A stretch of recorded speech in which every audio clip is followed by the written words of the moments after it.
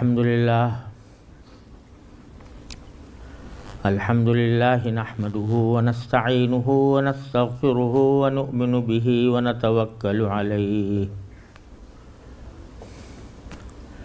wa na'udzu billahi min shururi anfusina wa min sayyiati a'malina ونعوذ بالله من شرور أنفسنا ومن سيئات أعمالنا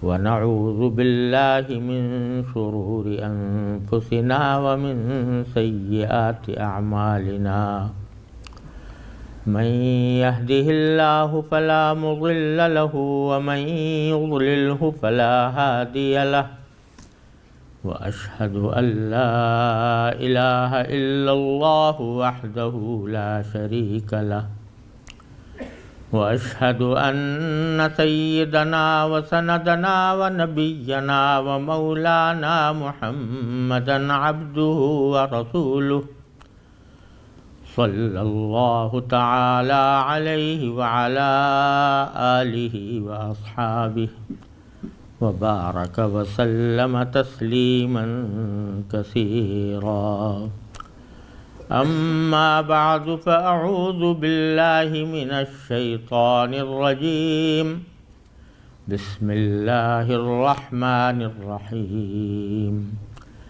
إنما يخشى الله من عباده العلماء آمنت بالله صدق الله مولانا العظيم وصدق رسوله النبي الكريم ونحن على ذلك من الشاهدين والشاكرين والحمد لله رب العالمين. My dear brothers and sisters, Assalamu alaikum wa rahmatullahi wa barakatuh. It is indeed a great honor and privilege for me to be in your midst this evening and to participate in a gathering in which the great scholars of Islam belonging to subcontinent of India were discussed and introduced, and their services and accomplishments were elaborated by my predecessors, by different ulama on different aspects of their accomplishments. At the same time, this occasion has been taken to be an opportunity to launch the English translation of my humble Urdu book, Akabir Deoband Kya The, and what were the elders and great scholars of Darul Uloom of Deoband.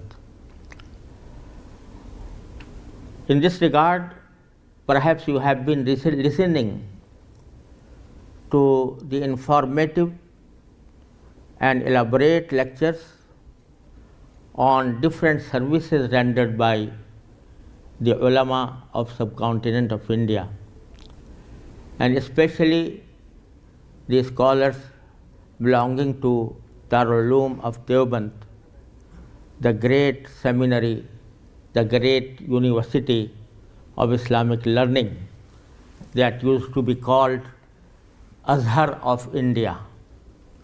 And that was a counterpart of Azhar in the Islam, in promoting and teaching Islamic disciplines. At the very outset, I would like to clarify a point that was pointed out by my learned brother, Maulana Muhammad bin Adam also, that you have been listening to the services and accomplishments of the scholars of subcontinent of India, with special reference to the scholars of Darul Uloom of Deoband. It is not because the scholars of Darul Uloom of Deoband are a different sect from the mainstream of Muslim Ummah.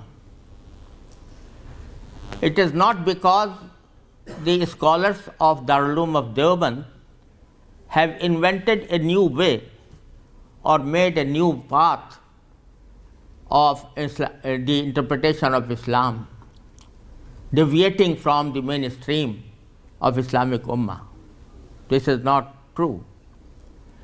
We are not referring to these scholars, we are not praising these scholars, we are not following these scholars because they are a particular sect or a particular group that have invented a new branch of religion or something like that.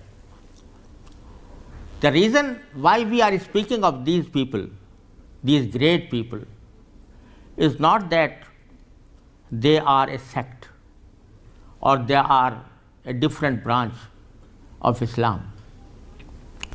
In fact, we are referring to these people, we are memorizing these people, we are praising these people, we are paying gratitude to these people because they were in the subcontinent of India who have preserved Islamic knowledge for us.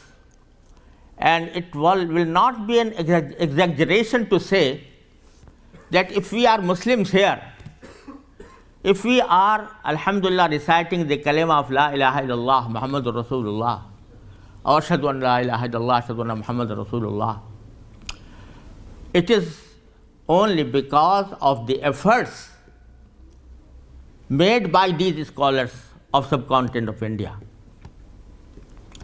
And these are the true representatives of the dictates of the Holy Quran and the Sunnah of the Holy Prophet Sayyiduna Muhammad sallallahu alaihi wasallam. This point I would like to elaborate it in a little detailed manner. Allah subhanahu wa ta'ala has sent Rasulullah sallallahu alaihi wasallam, and he was sent by Allah subhanahu wa ta'ala, and Allah subhanahu wa ta'ala himself has mentioned the basic objective for which he was sent to this world. Allah subhanahu wa ta'ala says, وَأَنزَلْنَا إِلَيْكَ الذِّكْرَ لِتُبَيِّنَ لِلنَّاسِ مَا نُزِّلَ إِلَيْهِمْ وَلَعَلَّهُمْ يَتَفَكَّرُونَ. We have revealed the Quran to you, O Prophet Muhammad sallallahu alaihi wasallam. We have revealed the Quran to you so that لِتُبَيِّنَ لِلنَّاسِ, so that you may explain to the people مَا نُزِّلَ إِلَيْهِمْ, what has been revealed to them. وَلَعَلَّهُمْ يَتَفَكَّرُونَ, and so that they may ponder. So Allah subhanahu wa ta'ala has in very express terms has identified the basic purpose of Rasulullah sallallahu alaihi wasallam, that is the explanation of the wahy, explanation of the revelation given to him through the angel Jibreel alayhi salatu wassalam, that is the Holy Quran. Now the question arises, what this explanation means. The Holy Quran was revealed in Arabic. The people who were the direct addressees of the Holy Quran were Arabs. They knew Arabic language very well.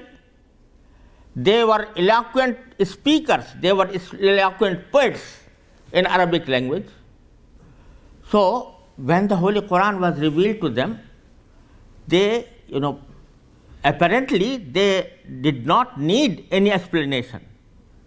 They knew the translation, they knew the actual meaning of the Holy Quran. Every word that has been revealed in the Holy Quran was known to them. So, what kind of explanation was required for those people of this Sayyidina Abu Bakr radiallahu anhu, Sayyidina Umar radiallahu anhu, Sayyidina Uthman, Ali radiallahu ta'ala anhum ajma'in, all the Sahaba, they were knowledgeable in their own language. So they did not need any explanation, the literal explanation of the Holy Quran. But still the Holy Quran says that the Holy Quran was revealed to Sayyidina Muhammad sallallahu alaihi wasallam so that he may explain it to the people. So it means that the Holy Quran and its guidance is not restricted to the literal meaning of the Holy Quran. It is something more than a literal meaning. So Rasulullah sallallahu alaihi wasallam was sent to the people so that he may give them the explanation of that more, that was required over and above the literal meaning of the Holy Quran. So Rasulullah sallallahu alaihi wasallam he has explained the Holy Quran through his sayings and through his acts, which is called the Sunnah. Sunnah means the way or the path of anything. It is called in Arabic Sunnah. But when we say Sunnah of the Holy Prophet Muhammad sallallahu alaihi wasallam, it means the way the Holy Prophet sallallahu alaihi wasallam has explained the Holy Quran by his words and by his acts. This is Sunnah of the Holy Prophet sallallahu alaihi wasallam. So now the Islamic Sharia or Islamic Deen is composed of two things: the Holy Quran and the Sunnah of the Holy Prophet Muhammad sallallahu alaihi wasallam. These are the two basic resources from which Sharia is determined. The laws of Sharia are determined. Rasulullah sallallahu alaihi wasallam has in a hadith said that there will be a time in which my ummah will be divided into as many sects as 72 or 73, according to different narrations. So Sahaba radiallahu ta'ala anhum asked him, who will be the right people among those 72 or 73 different sects? Rasulullah sallallahu alaihi wasallam said, Ma ana alayhi wa ashabi. The way on which I am and the way on which my Sahaba are. This will be the test of the people who are right and all the other will be wrong. So Rasulullah sallallahu alaihi wasallam has clearly mentioned the criterion on which a particular group, a particular sect or a particular idea may be tested, whether it conforms with the way of Holy Prophet sallallahu alaihi wasallam and the way of Sahaba radiallahu ta'ala anhum. If it conforms to it, it is right. And it is right despite some minor differences between them. There may be some minor differences, but in basic concepts, if those people who conform to the ideas developed by Rasulullah sallallahu alaihi wasallam and Sahaba radiallahu ta'ala ajma'in, they will be the right people. This is the basic criterion that has been mentioned by Rasulullah sallallahu alayhi wasallam. Now, Rasulullah sallallahu alayhi wasallam, when he said, Ma ana alayhi wa ashabi, so the Sahaba, companions of Rasulullah sallallahu alayhi wasallam, did not write books. They did not compile books. They did not give as lengthy lectures as we are used today. They had their own circles of teaching.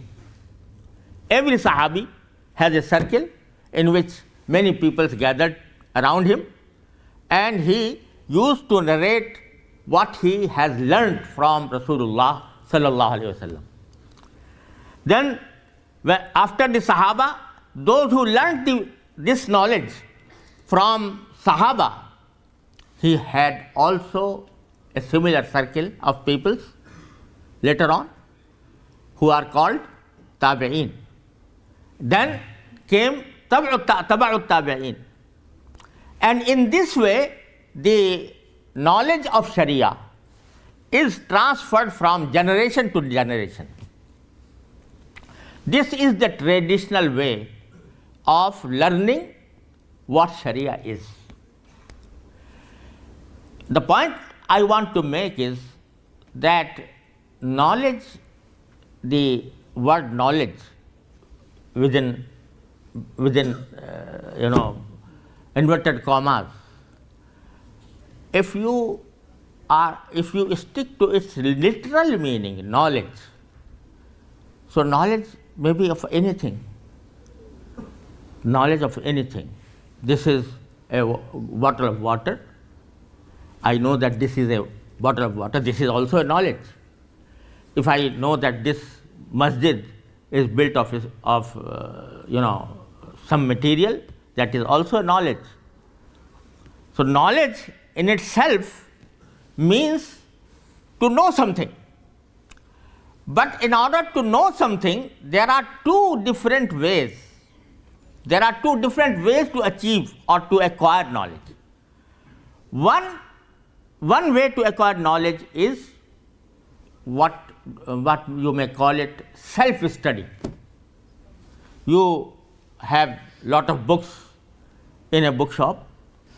You choose a book from there that speaks about Islam, for example, and you read it on your own, study it in your study room, without consulting any teacher or professor.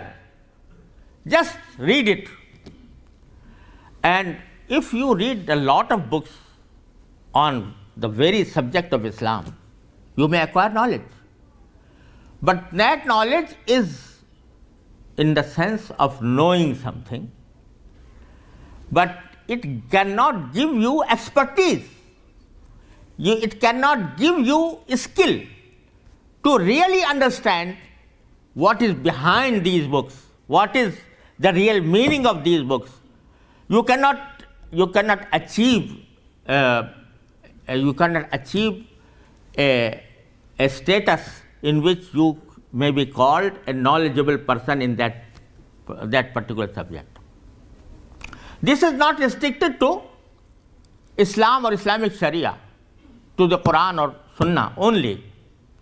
In every field of knowledge, in every field of skills, you cannot become a person, a knowledgeable person, a reliable person, merely by studying the books of that particular subject alone, without guidance from a professor or a lecturer or a ustaz or a sheikh. So much so that I used to say that today there are many books that explain how to cook meals, cookbooks. They explain how you can make a biryani, how can you make a korma, how can you make a kebab. But if you have not taken any training from a real chef or real cook, and you just read the book, and the book explains to you all the ingredients of kebab, for example, and it explains to you how to make kebab. But if only by studying that book, if you try to make kebab, I don't know what kind of kebab you will make, whether it will be eatable or not eatable.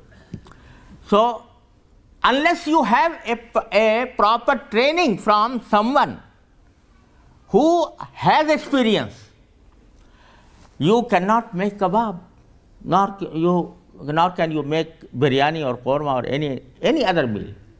So if this is true in cooking meals, likewise if you, for example, study medical science books and study properly with the help of dictionaries, and there are dictionaries, there are medical dictionaries, there are books that explain everything, but you study it on your own self without referring to a particular doctor or experienced person.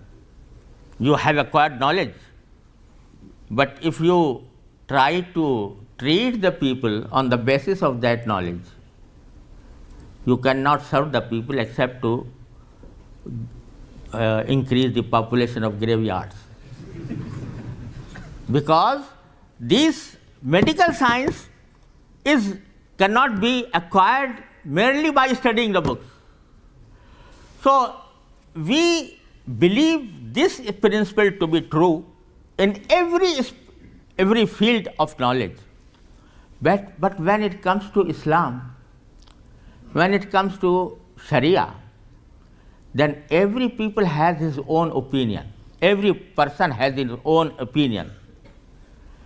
They say that we have studied the translation of the Holy Quran, we have studied the translation of Ahadith, we have compared between different opinions of the Fuqaha, Abu Hanifa, Shafi'i, Malik, Ahmad ibn Hanbal.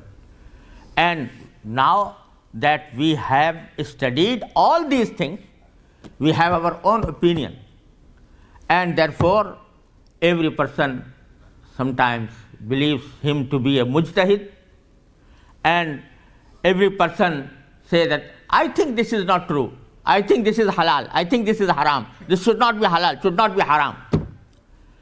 So this kind of knowledge cannot serve any field of Islamic life, of human life. So it is very strange that we believe this principle to be true in all spheres of knowledge except Islam and Sharia. So what I was trying to, the point I was trying to make is that the ulama of Deoband or ulama of subcontinent of India,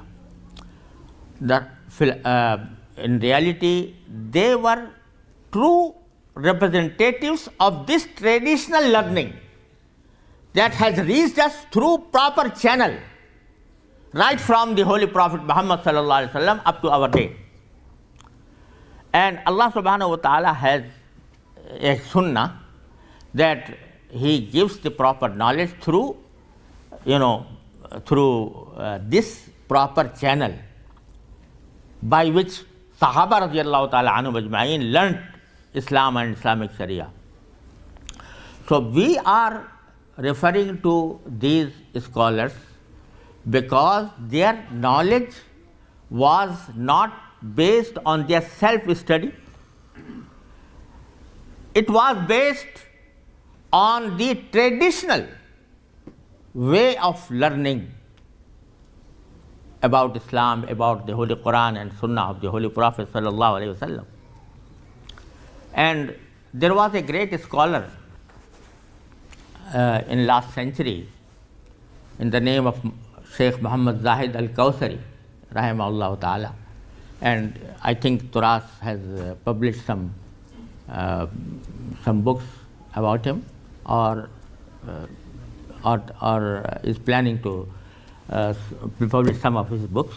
He was a great scholar of our time, of last century. He has written an article in which he has mentioned that the title of the article is Rihlatul Ilm, and travel of knowledge. So he has mentioned that the knowledge of Sharia and the centers of the knowledge of Sharia, the centers of knowledge of Islamic learning, has been shifting from place to place. So he has mentioned that in the beginning, the center of Islamic learning was Al-Madinatul Munawwara and Hijaz, because this was the basic place from where the spring of Islamic Sharia sprang. Then there came a time when the knowledge of Sharia has shifted or transferred from Medina Munawwara to Syria, and then there came a time in which the center of Islamic learning was transferred to Iraq, and so on. And then there was a time when the center of Islamic knowledge transferred to the countries called Mawara an-Nahr, that is Uzbekistan and Tajikistan and Kazakhstan, etc. And then said, lastly, the center now has been transferred to the subcontinent of India, because the subcontinent of India has produced such great scholars of hadith, fiqh and tafsir that any other country has no parallel to it. He has said so at a time when he himself was Turkish and then stayed in Egypt, and there was a great number of scholars present at that time in Egypt, in Syria, in Iraq, in different Middle East countries. But still he said that now the center of Islamic learning has been transferred to the subcontinent of India. Why?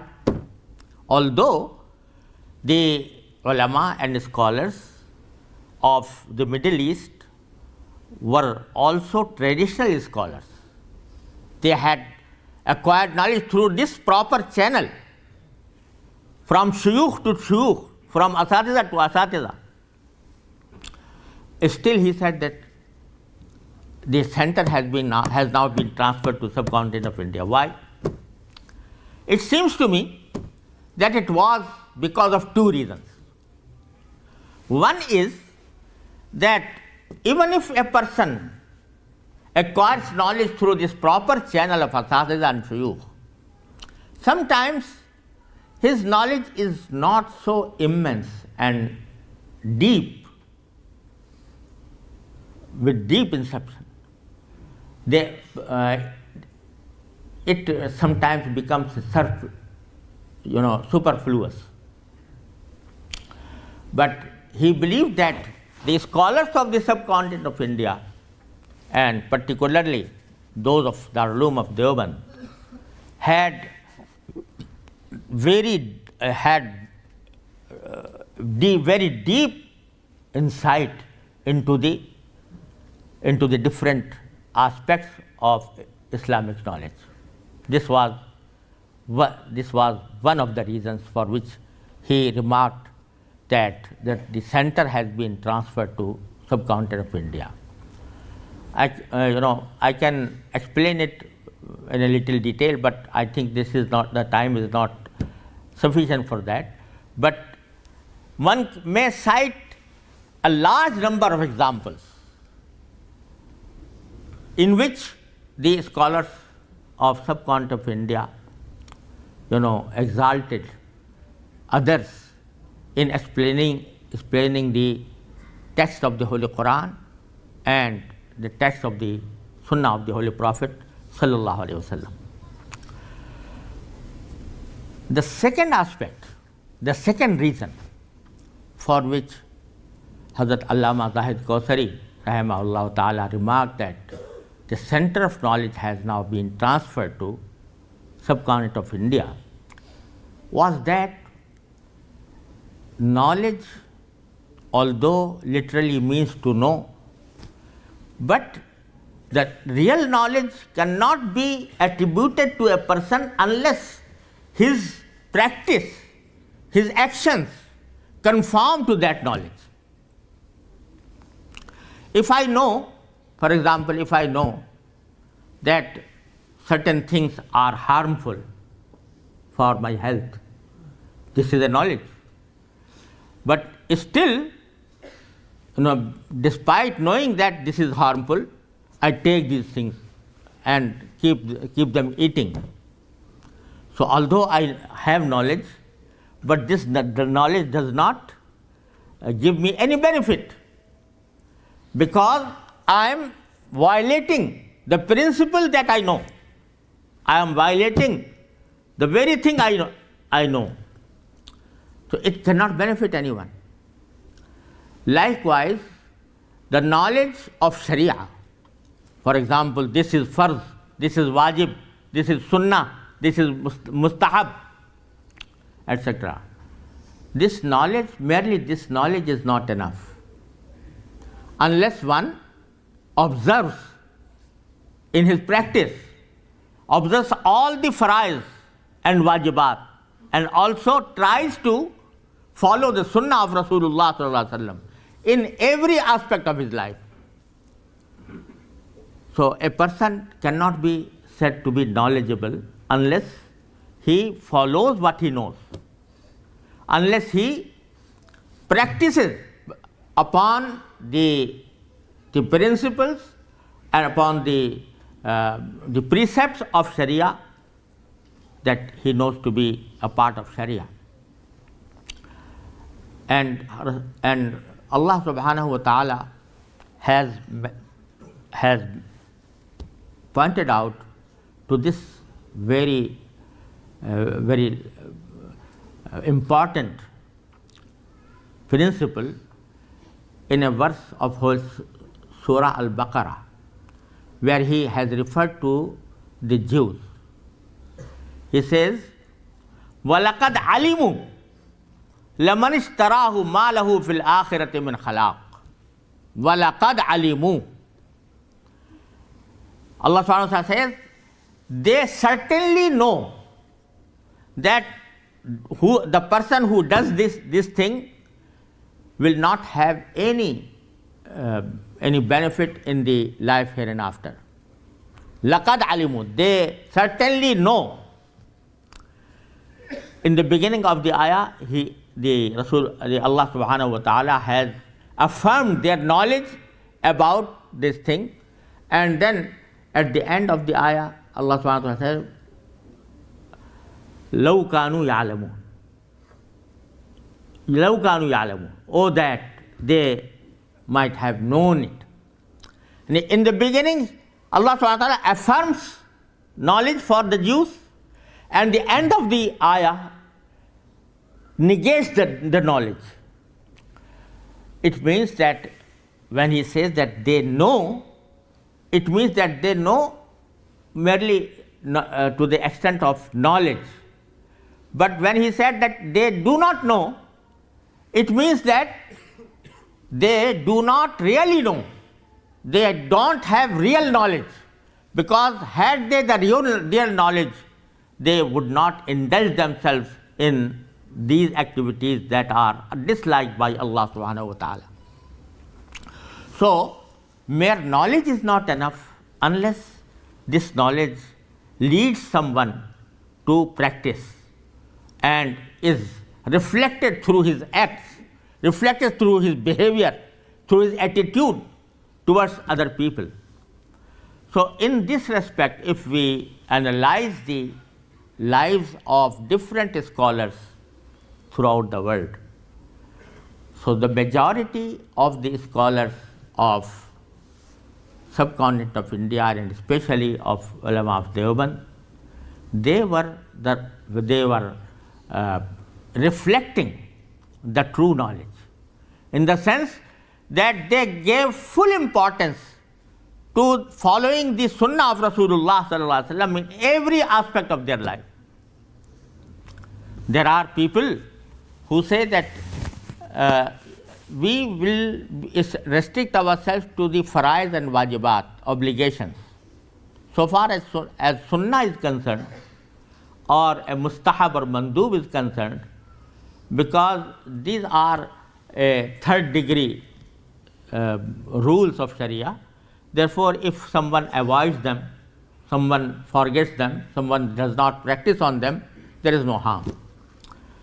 But the people, the scholars of ulama of Deoband, rahimahumullah ta'ala, they at one side they had a deep knowledge of Islamic disciplines, and on the other hand they that knowledge was reflected in their acts and their behavior and their in day-to-day life. And this is the point on which I wrote this small book, Akabir Deoband Kya Tha. And if you literally translate the title, it would be, what were the elders of Deoband? What were? The basic purpose is that what kind of people they were, what kind of human beings they were. So I have cited many examples of their lives. This is not a biography of these scholars, a detailed biography, but it contains different incidents. There are, in the form of some anecdotes that reflect the true picture of their understanding, their depth in knowledge on the one hand, and their zeal to practice Sharia and Sunnah of the Holy Prophet sallallahu alaihi wasallam on the other. It is reported that Sayyidina Uthman ibn Affan radiallahu ta'ala anhu, the third Khalifa of Rasulullah sallallahu alaihi wasallam, at the time of Hudaybiyah, when Rasulullah sallallahu alaihi wasallam traveled to Makkah in order to perform Umrah, but the Muslims were stopped by the Quraysh of Makkah, because Makkah was dominated by the Quraysh at that point of time. They stopped them from performing Umrah. Rasulullah sallallahu alaihi wasallam stayed at Hudaybiyah for a few days, and in the meantime Rasulullah sallallahu alaihi wasallam sent Sayyidina Uthman ibn Affan radiallahu ta'ala anhu to Makkah in order to have negotiation with the chiefs of Makkah. When Sayyidina Uthman radiallahu ta'ala anhu reached Makkah, he stayed at the home of one of his cousin, and he spent the night there. On the morning, he was proceeding towards the chiefs of Quraysh in order to have negotiation with them. So his cousin saw that his izar, how do you translate izar? Lower garments, he was above the ankles, as was the sunnah of Rasulullah sallallahu alaihi wasallam. So his cousin advised him that you are going to the chiefs of Makkah, and they are very arrogant people, and they do not like someone to have garments above his ankles. they feel pride in, in having their trousers or their low garments, beneath the ankles, so much so that they were taking pride on this, that a Jahili Shair says, إِذَا مَسْتَبَحْتُ أَرْبَعًا خَطَّ مِيزَرِ. When I start my day by having 4 goblets of wine, so when I walk on the street, my low garment makes a line on the earth, on the ground. So they took pride in this. So his cousin, Sayyidina Uthman cousin, advised him to lower his tahband or izar, so that the ankles may be covered. Otherwise, you are going to a people who will, will not pay any heed to you. So therefore, you please at this moment, you lower your garment to beneath the ankle. Sayyidina Uthman radiallahu anhu answered and replied in a single word, La hakaza sunnatu sayyidina sahibina sallallahu alayhi wa sallam. I will not do that, because this is the sunnah of our Nabi, our Prophet sallallahu alayhi wa sallam. Even at that point of time, he said that they may pay heed or pay not heed to my suggestions, but I cannot avoid the sunnah of Rasulullah sallallahu alaihi wasallam. This was the Sahaba, that at every moment, every event, and every aspect of their life, they used to follow the sunnah of Holy Prophet Muhammad sallallahu alaihi wasallam in everything. So the scholars of ulama of Deoband, rahimahumullah ta'ala, they in fact reflected the dictates of the Holy Quran and Sunnah of Holy Prophet sallallahu alaihi wasallam through their actions, through their behavior and attitude. So in this humble book, it was written not as a biography of these people, but I have cited certain examples of their following Sunnah. How humble they was, how sympathetic to other people they were. So these are some incidents that have been cited, and their ikhlas, their tawazu, their ikhlas for the sake of Allah subhanahu wa ta'ala. Hazrat Maulana Rafiuddin Sahab, rahmatullahi alayh, the first chancellor of Darul Uloom Deoband, he was, he was not a formal alim, but he used to manage the affairs of Darul Uloom of Deoband. He had a cow, and he used to, take that cow to the fields and to graze. Once he was returning from the fields with his cow, and he had something important in the office of Darul Uloom of Deoband. So he went to the office of Darul Uloom of Deoband and left the cow in the courtyard of Darul Uloom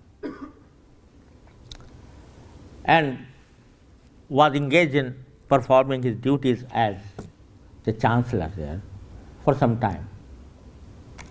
A person came from the city, from the town, and has,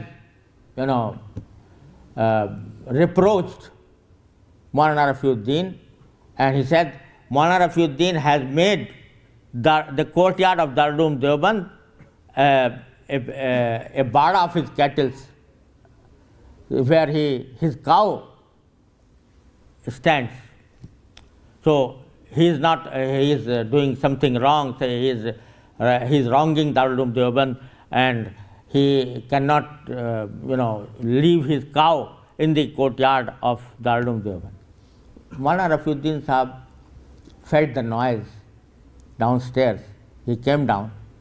Now, what is the matter? People said that this is a stupid man who is reproaching you on that you have left your cow in the courtyard of Darul Uloom Deoband. Mona said, yes, he is true. And I should not have left my cow in the courtyard of Darul Uloom Deoband because this is a waqf. This is a waqf ground and it is not made for my cow. So I really did wrong. And therefore, I withdraw from this cow. And he said to the person who objected that I give this cow to you as a gift. And that person was so good that when Maulana Rafiuddin Sahab gave him this cow as a gift, he accepted it and ran away. So, but this ikhlas, that a person is reproaching him on quite wrong ground, because it is not prohibited for someone to leave his cow in the courtyard of Darul Uloom Deoband, because this is a temporary measure taken by him. But because of his ikhlas for waqf of Darul Uloom Deoband, he just withdrew from it and gave him as a gift. Many examples of their ikhlas, of their tawazu, of their humility, their humbleness, their following of sunnah of Rasulullah sallallahu alaihi wasallam, their sympathetic attitude towards all human beings. So these are some incidents that I have mentioned in this book, so that one may know that the scholar does not mean to have a great knowledge only, but it is the scholar is the one whose practical life is a mirror of what he knows about Sharia. Sayyidina Hasan al-Basri rahimahullah ta'ala, the great muhaddis, the great faqih, and also great zahid. Once he was passing through a road, someone called him from behind, Assalamu alayka ya ayyuhal faqih. Assalamu alayka ya ayyuhal faqih. And he gave salam to him and addressed him as a faqih, yani as a person who is knowledgeable in fiqh. Hasan Basri rahimahullah ta'ala replied to him, Awa hal ra'ayta faqihan qat? Have you ever seen a faqih, a real faqih? Do you know who is faqih? If you are not a faqih, who can be a faqih? Sayyidina Hasan al-Basri said, Annama al-faqihu al-zahidu fi dunya al-raghibu fi al-akhirah. Faqih is the person who does not have love of these worldly benefits. The faqih is that who has the love of the hereafter.